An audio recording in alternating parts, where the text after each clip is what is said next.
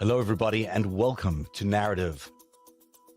At a minute after noon on January the 20th, 2025, as the 47th president finishes taking his oath, I will, to the best of my ability, preserve, protect, and defend the Constitution of the United States, he'll say. After that moment, Donald Trump will be the 47th president of the United States. And as he's sworn in, his government in waiting will immediately assume their positions at the top of all the key agencies. They will then attempt to begin a systemic bloodletting of government officials. They'll use extraordinary new powers to fire liberals in every part of the US government and replace them with conservatives.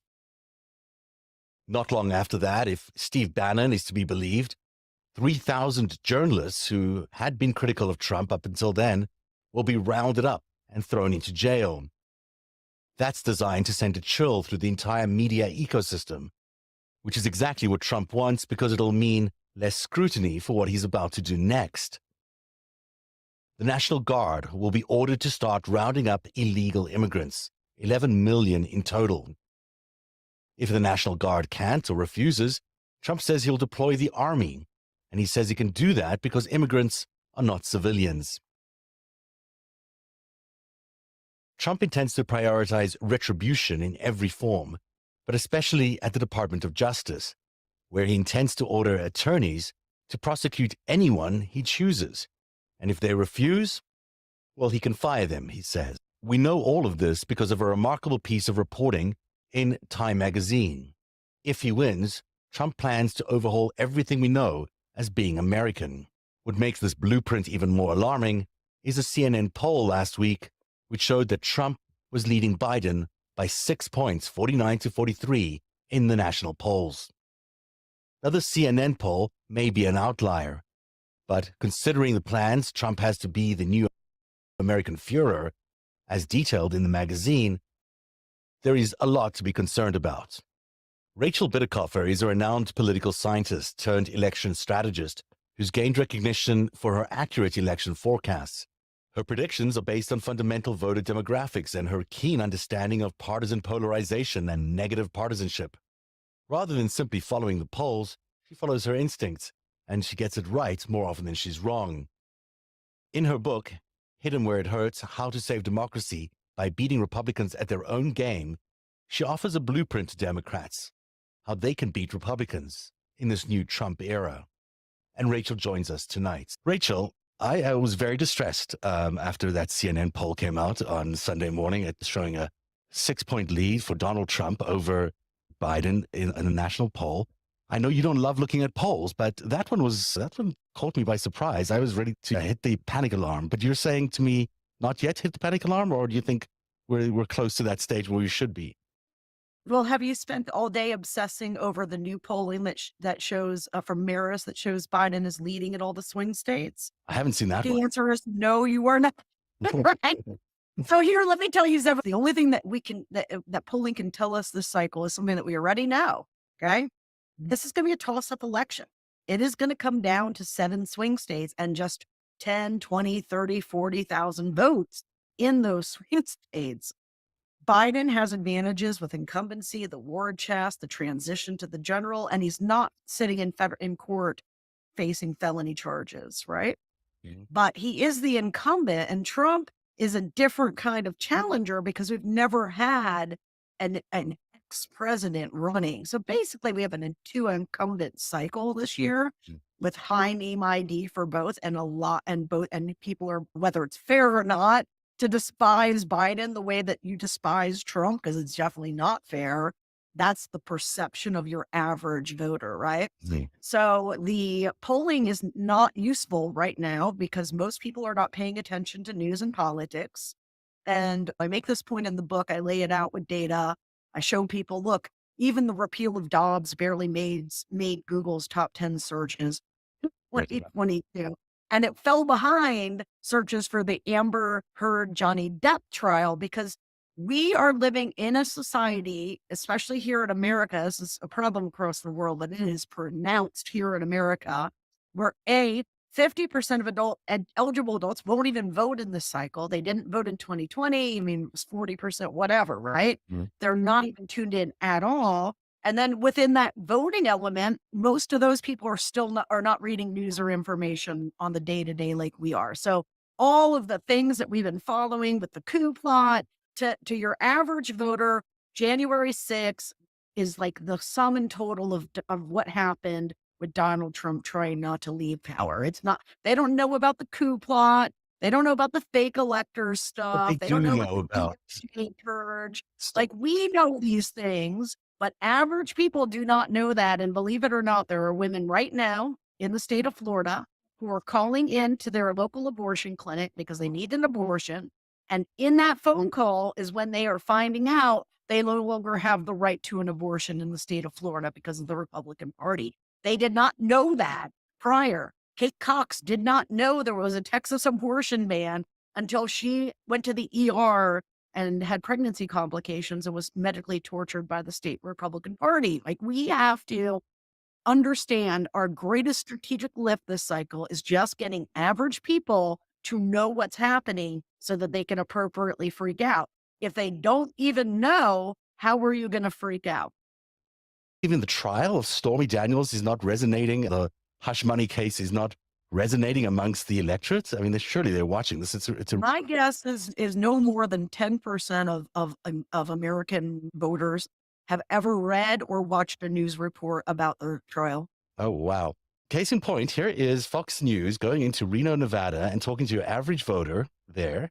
These are people who actually went to a GOP event. So they're hardcore. Exactly. They're supposed to be more informed than your average American, Right. because, my God, there's nobody more activist like than someone who will show up at a political event. And a number of people percent wise donate to politicians or to parties or whatever, minuscule, very small. And this is going to surprise our audience. I'll tell you right now, I am so upset. All I want to do is cry. I feel it's a sham. It's a kangaroo court. They're trying to keep him off the campaign. I think it's fair to say that the Trump trial is politically motivated, and I think they are going after the former president to try and stop Biden from getting kicked out of the White House. Well, I think it's totally misplaced as far as the reasons for it. I think they're trying to keep Trump from campaigning. I think it's really a federal issue. It should not be handled at the state level. There's people on all sides of it. There's I think, majority out here that will elect him from prison if the Democrats decide to do that.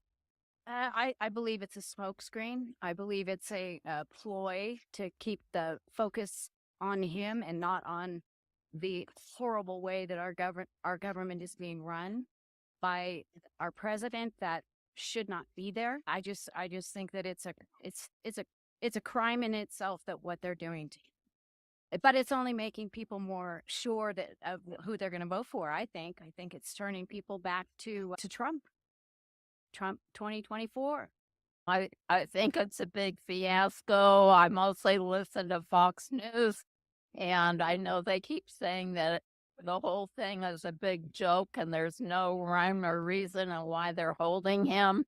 I'm a Trump supporter. It's very politically motivated, and that's a little bit of a slippery slope when you start to mingle different legalities with politics and using it in a way, using courts in certain ways. It just doesn't end up good on both sides, and I think we've seen that throughout history and former presidents as well. It's a waste of money. I mean, time after time after time, he proves he's right, but they just continue to find something else. They're using it as a scapegoat for their own mishandling of stuff. This country's got to change. It has to change. I believe totally in Donald J. Trump as our next president. The one we have now is a total mess. I've never seen such a... It's horrible. I mean, he's really, really bad. He can't think for himself. He has to have people walk with him now because they're afraid he's going to fall. He can't get a sentence right. He can't get the day right. He can't get people right. He doesn't know where the hell he's going. It's just, he doesn't know anything. The man is 81 years old. He should be put in a home for retired politicians. And they just throw away the key.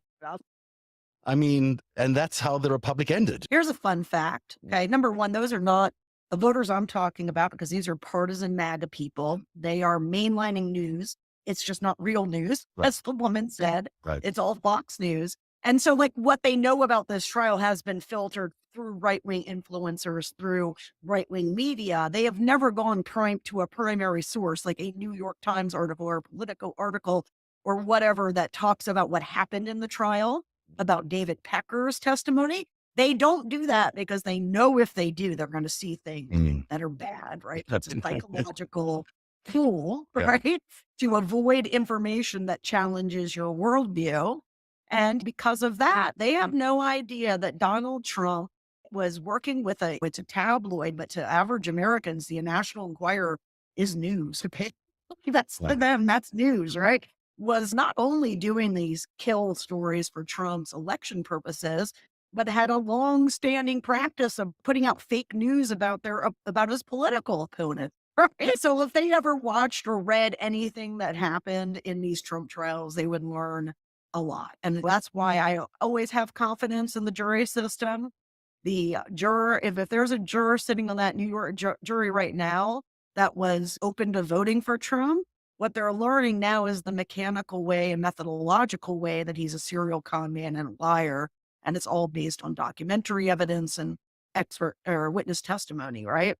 So they're going to see what these folks would never look at, and they're never going to look. But it's really important for people to understand those folks, when they start rounding up Latinos and Muslims, who they'll go for first, and then they'll come for the trans people. They're going to be excited. Like, that's not, Trump was willing to go into Time yesterday, or go to Time. They've had it all on his website for months. So if you don't believe me, go read Trump.com, the website, Agenda 47, where he lays out in video and transcript really crazy, autocracy plans to transition from democracy to autocracy and do things that are obviously so unconstitutional that he doesn't feel like the Constitution is going to be an issue, right? And he's assuming that there will be a condition. Or they can just override it somehow, that there's got enough people there who'll just let him override it. Right. And here's the thing is, like, I'm hoping, like I said, there's women right now in Florida, millions of women who don't even know abortion's been banned in the state, let alone that it was Republicans, because they don't read any news or information. I'm hoping that if our strategy is to inform the electorate of this key news about what's happening to their freedom under MAGA, that we can motivate them to vote and vote for Democrats. But at the end of the day, Donald Trump realizes that his half of the electorate, like, he can be very vocal about what he's going to do because they're all in. They think that we stole the election. They've been radicalized. Those people that you were interviewing or that were being interviewed on the stump have been radicalized to believe that Joe Biden stole the presidency, that people like me enable him or are complicit in that theft, that the COVID vaccines taint your blood permanently. COVID's a hoax, but the vaccines will kill you, right? It's a mass psychosis event. And they're very happy about his plans for autocracy because there's a big chunk of the Republican movement here in America that have decided that if it comes to multicultural, pluralistic democracy, where they are one of many minority groups, and democracy, freedom, versus being protected from that and maintaining hegemonic supremacy as white people, they're going to go for B. And they want the apartheid state. They crave the apartheid state. They want, yes, they like crave, I mean, if anything, the stuff Trump is publicly talking about is mild. I think there's a big chunk of the Republican Party that would be interested in repealing the Civil Rights Act of 1964, which ended segregation. Like, we are really, really at a point where if after 10, 15 years of straight propaganda being hyped at these people, they've lost their minds, and they see themselves as victims and us as aggressors. And that's exactly what the Nazis did in Germany to do their stuff. So it's a very concerning thing. It is very concerning because we are just exactly there. I mean, we know that Hitler was stood trial before he won in the second time that he stood for chancellor.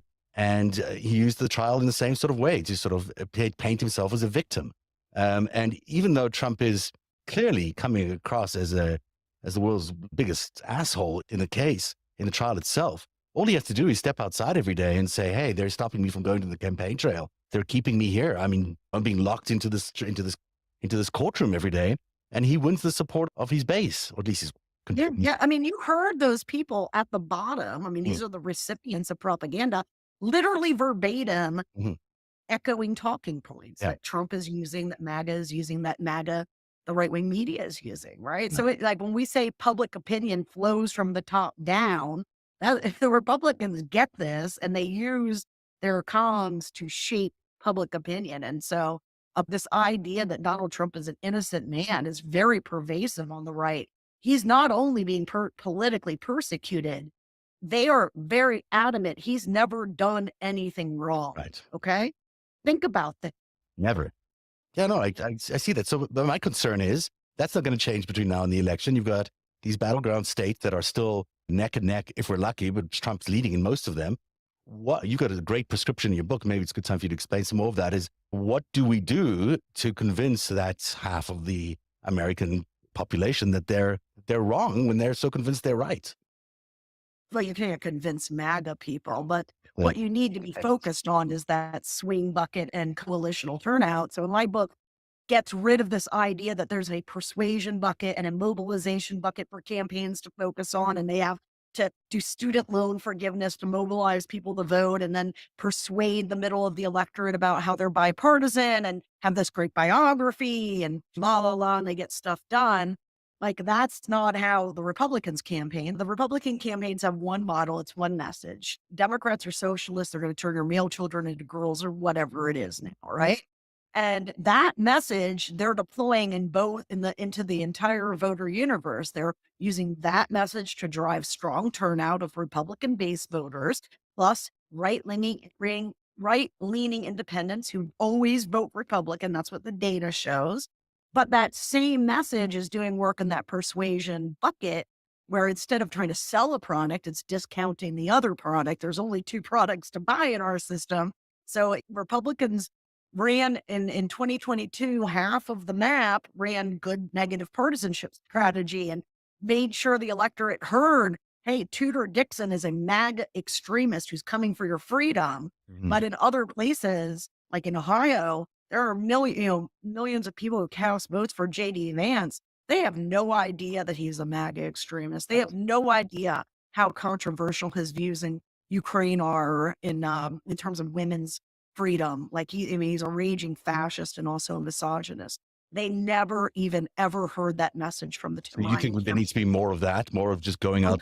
Yes, the entire strategy across every swing race across the country, from the state house to the statewide Senate gov to the presidency, need to be running on a strategy that is geared towards one thing: making sure voters hear they're under attack, that Republicans are coming for them, and they have one last chance to save themselves. Right. So I have confidence that since it worked so good in 2022, it's a lot easier to get people to adopt new strategy now, and that we're going to take that message. I know the Biden team's already running that strategy from the top down, but where my concern is on the bottom up. We need to be doing the same things that they did with CRT in Virginia. I lay out in the book how Republicans invented an issue. Okay. It wasn't even a real thing. It didn't even, I had never even heard of it. Okay. Yeah. I had never heard of it. Yeah. And then 10 months later, it's the top issue of the electorate. Okay. And how did that happen? In very, very purposeful, strategic way. They had Glenn Youngkin run on it. Glenn Youngkin, sweater vest Glenn, business guy, doesn't give two shits about public education, period, let alone whether how race in school is taught. He doesn't care, okay? But strategists told him, Glenn, this is the topic you can wedge to win election, right? And so he centered his entire campaign around something he doesn't give two shits about. And then all of this other Republican candidates down below him for the state legislative cycle in Virginia did the same thing.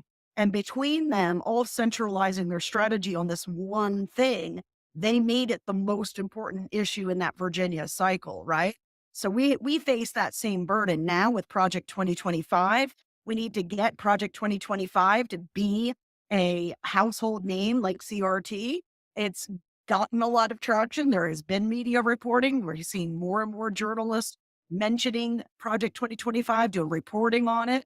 But until and unless we accomplish that goal in September, that your average swing voter in Ohio knows Donald Trump has a plan to purge the civil service, take control of the federal government, and then use it to do whatever he wants to use.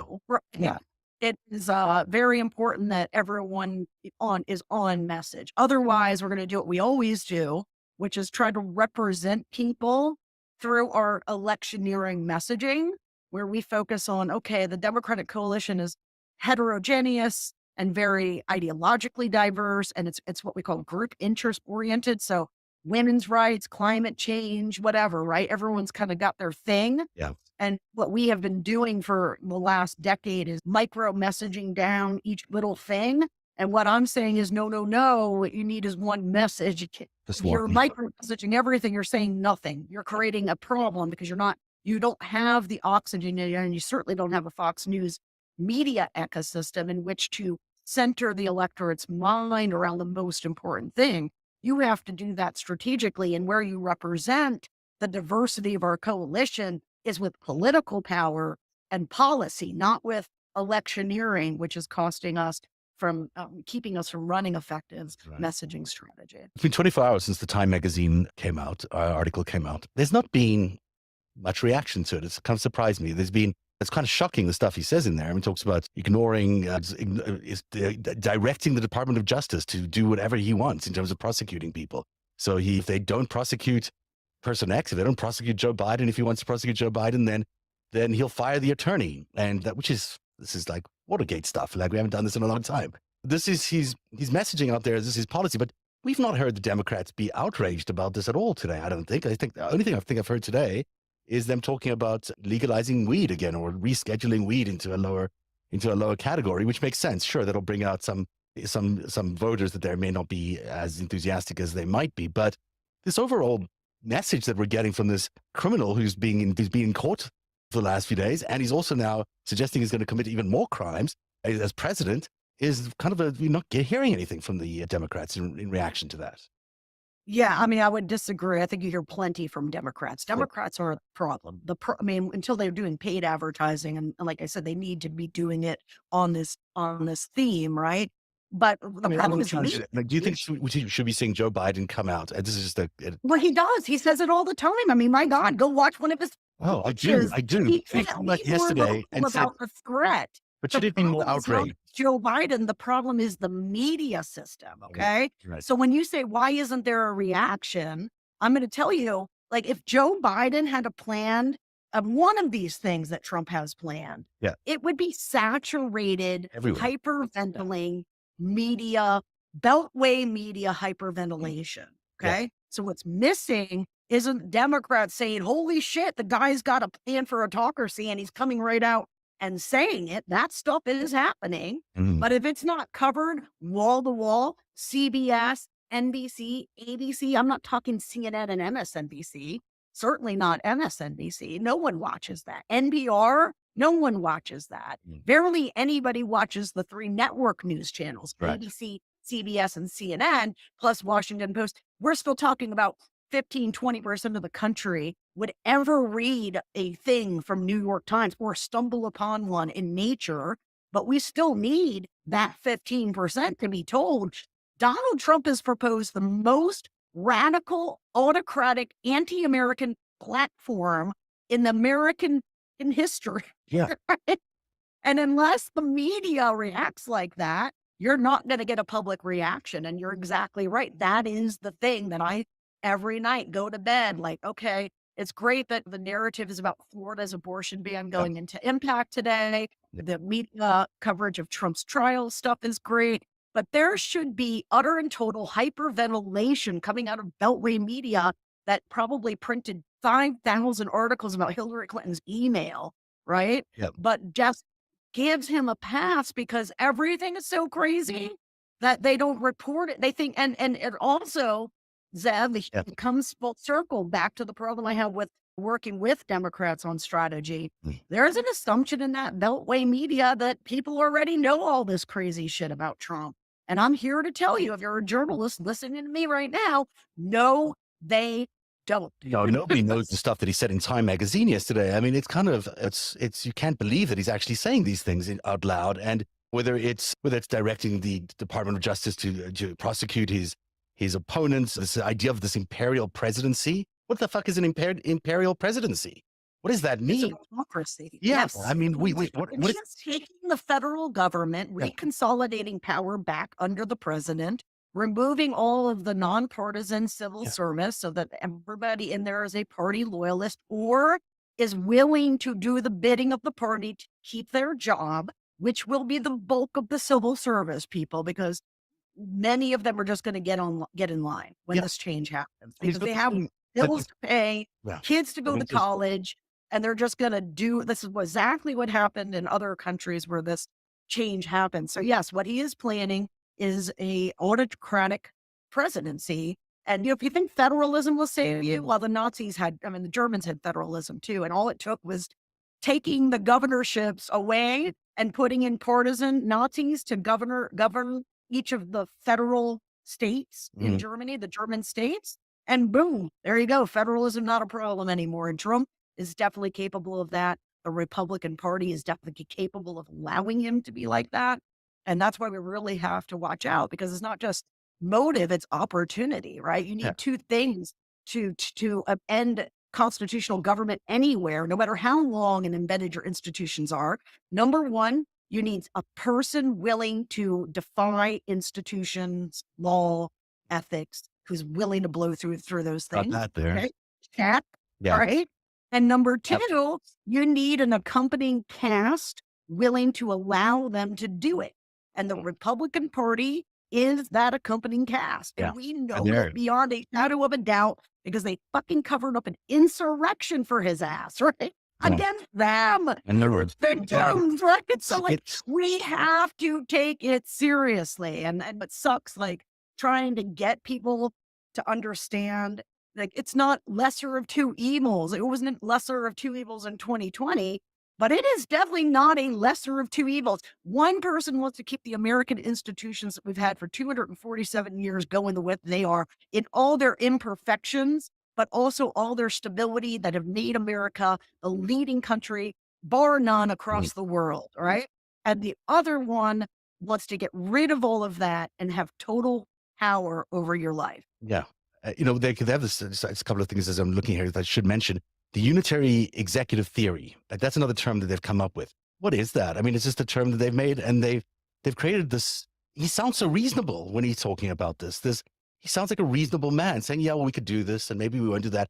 But he's acting like a king if he's actually the president and acting and making these actions. The other thing he's talking about is impoundment, which apparently is basically taking the power of the Congress to budget for things away from them, which I know used to be something that we could have. But that is a branch of government that we have, that we are. Well, there's a famous saying in poli-sci intro to 101, right? Where and this is to describe separation of powers, okay? And that is the president proposes and the Congress disposes, okay? So what that means, folks, is if they take the power of the purse away, the constitutionally mandated power of the purse away from Congress, the separation of power that used to exist between making laws and enforcing laws are gone. President is an enforcer, not a maker. Now, you're probably asking the best person in the country, one of them anyway, about the unitary executive theory, because I'm so well trained in poli-sci with my PhD in academics. I can tell you, unitary executive theory is really something that starts to come into the American lexicon during the George W. Bush presidency, and really in relation to his powers to conduct the war in Iraq and Afghanistan, particularly Iraq, and also the threat of domestic terrorist attacks, right? And it was put for things like, okay, the president can order a prisoner of war to be tortured, to have his child tortured in front of him, to exert a confession. And there's a famous Berkeley legal scholar named John Yoo, who I accidentally had dinner with 15 years later, who suggested you could crush a child's balls legally. If you were the president, you could make that order in order to get information to stop a terrorist attack, right? So there was a lot of legal opining in the White House of legal counsel during the Bush administration about how much, especially the sole organ doctrine, which is the president's power in foreign policy, the sole organ of foreign policy, how much power that really gave to the president. But we kind of see it drift away. Now, Bush uses executive orders to get around what's starting to become a dysfunctional Congress. It's certainly not at the level it would be just a decade later, but it's starting to function poorly. And so he's doing executive orders to get around the Democratic majority after 2006.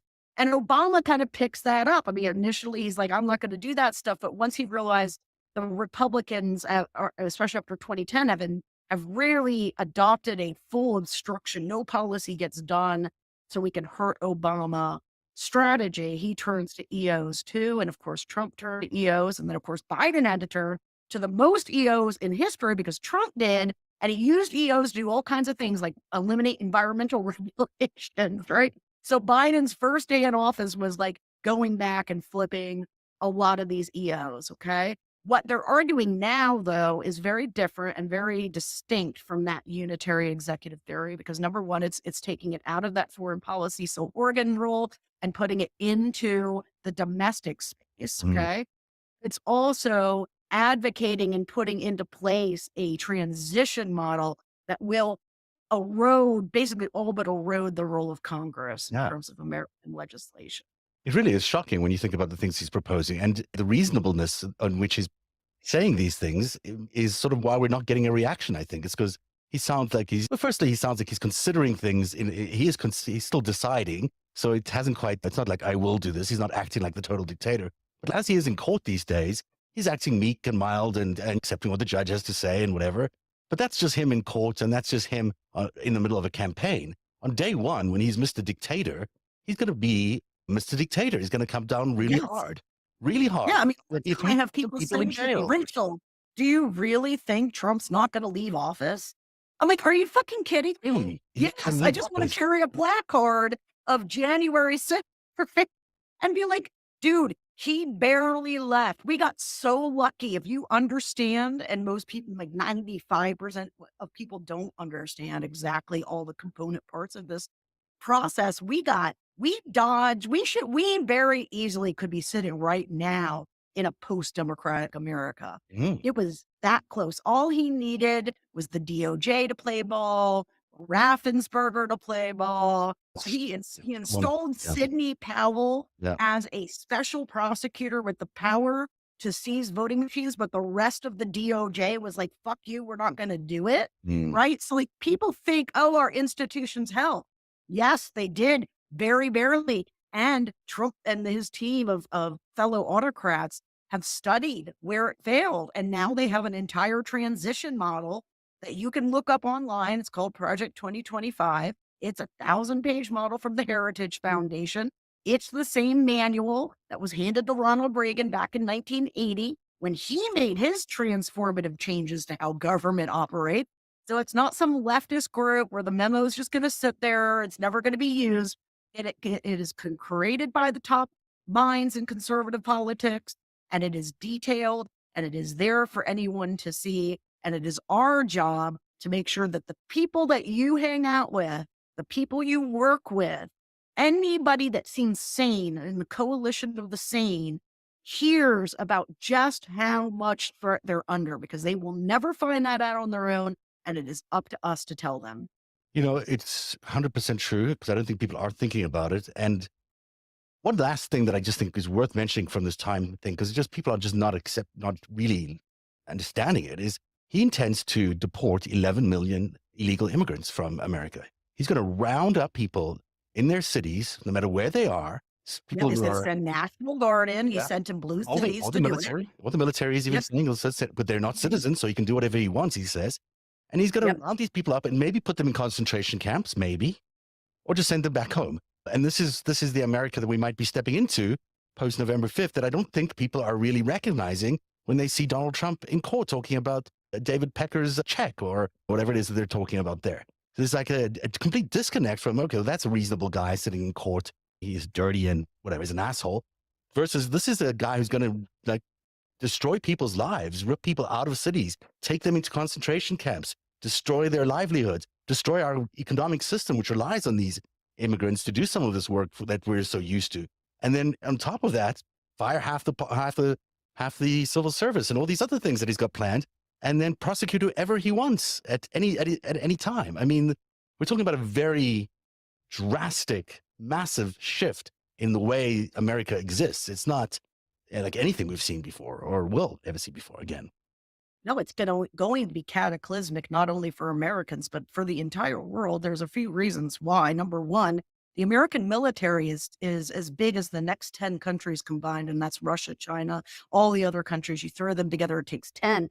Our massive military has been used, and now that I've been studying, the World War II period for 3 years, as a deterrent against global conflict. It could easily be bent to conquest and colonization. And if you don't think that the MAGA people have it in them to go back to the third world and start recolonizing some of those countries for their resources, well, I've got a bridge to sell you, because that's exactly what their vision is once they have autocratic control.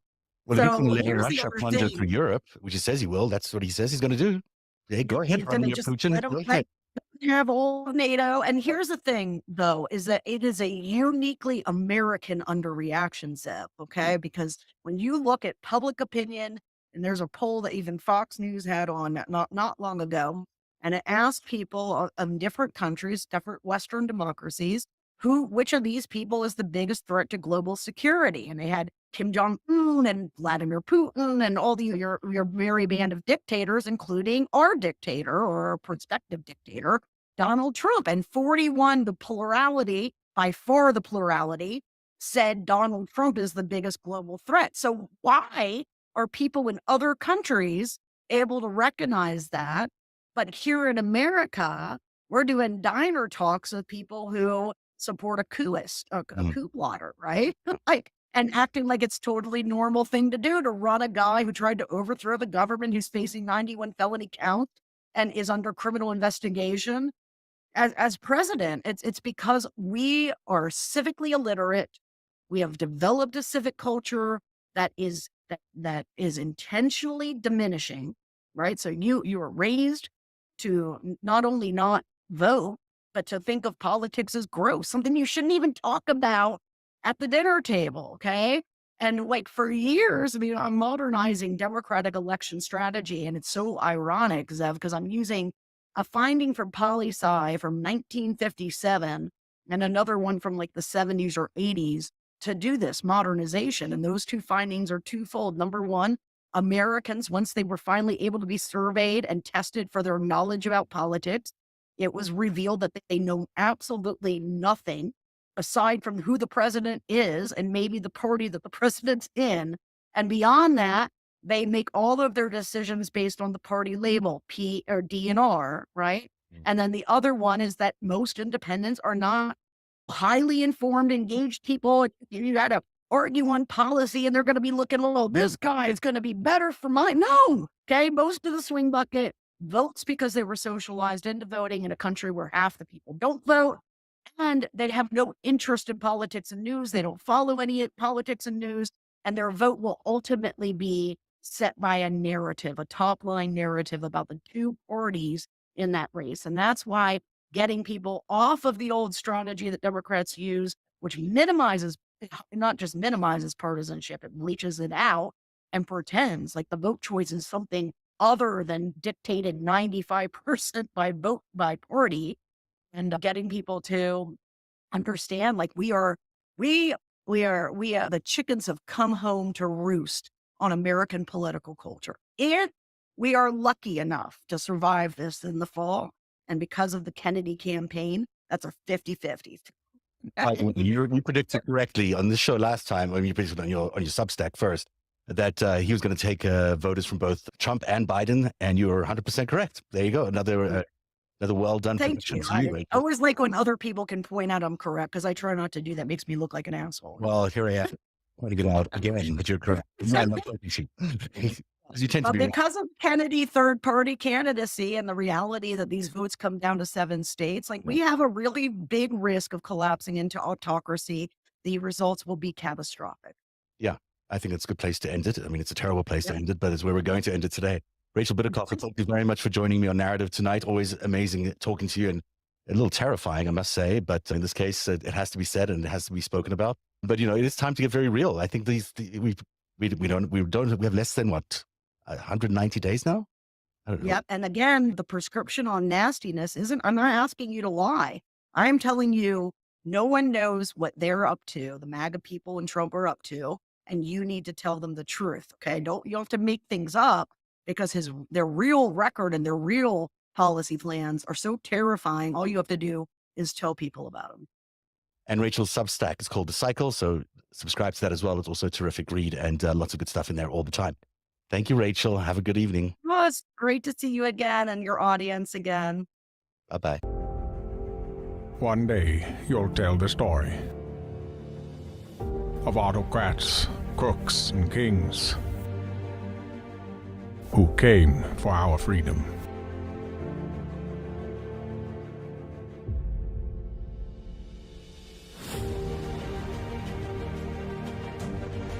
A story of citizens who stood up to tyranny and won.